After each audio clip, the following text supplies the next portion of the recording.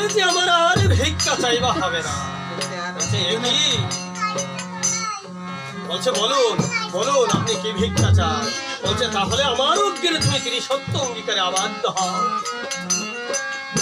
বলছে বেশ বেশ, তাহলে তেল তুলসী গঙ্গা জল হাতে নাও। রাজা দশরথ তেল তুলসী হরি তোকে হাতে নিয়ে বলছে, বলো তাহলে এই সত্য? তাহলে বলো এই সত্য? দেখো মহারাজ, তুমি কিন্তু দুইবার ত্রিসত্য অঙ্গীকারে আমার কাছে আবদ্ধ হয়েছ, আর বাকি আছে একবার। তুমি দিতে পারবে কিনা ভালোভাবে ভেবে দেখো। আমি ভাবে চিনতে পারছি। বেশ, তাহলে বলো এই সত্য? এই সত্য কথা যখন বলেছে, সাথে সাথে বিশ্বমিত্রমণি কি করেছে, আর সাক্ষী থেকে চন্দ্র সূর্য গ্রহ তারাগণ, আর এই ধর্ম যেন লঙ্ঘন না করে দশরথ রাজা।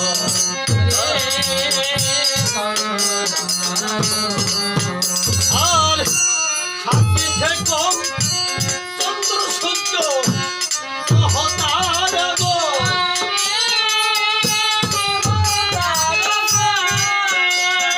এই সত্য যেন লঙ্ঘন না করে দশরথ রাজন।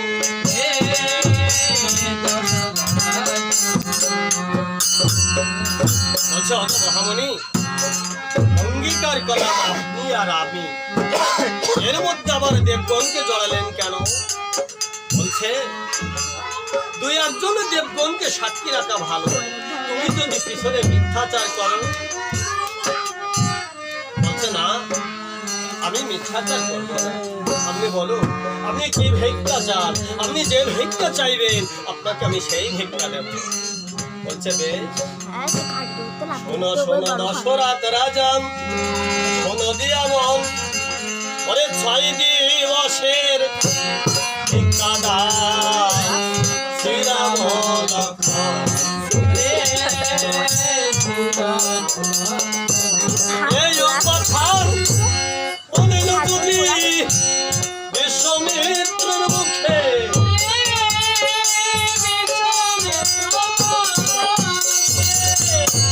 বজ্রঘাত যেন পড়ে আবার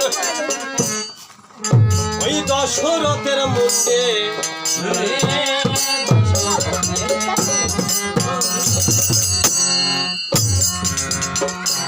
দশরথ রাজা বলছে, জল দেবেন খাওয়ার জল? দশরথ রাজা করজল করে বলছে, ওগো মহামণি, আমি আমার রাজ্যে রাজ ঐশ্বর্য সব কিছু দান করব, কিন্তু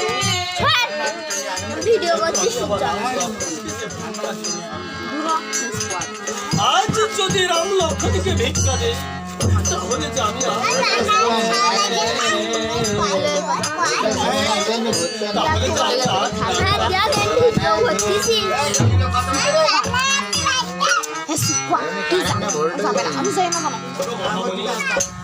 আপনার দুটি হাতে ধরি, আপনার দুটি পায়ে পড়ি, আমি আমার রাজ্যের রাজ ঐশ্বর্য সব আপনাকে দান করব, কিন্তু আমার দুধের ভালো রাম তাকে যে আমি ভিক্ষা দিতে পারবো। আজ যদি তাকে আমি ভিক্ষা দেই তাহলে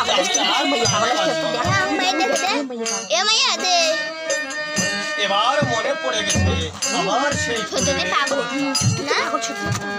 বলছে কি ছিল তোমার ও সদা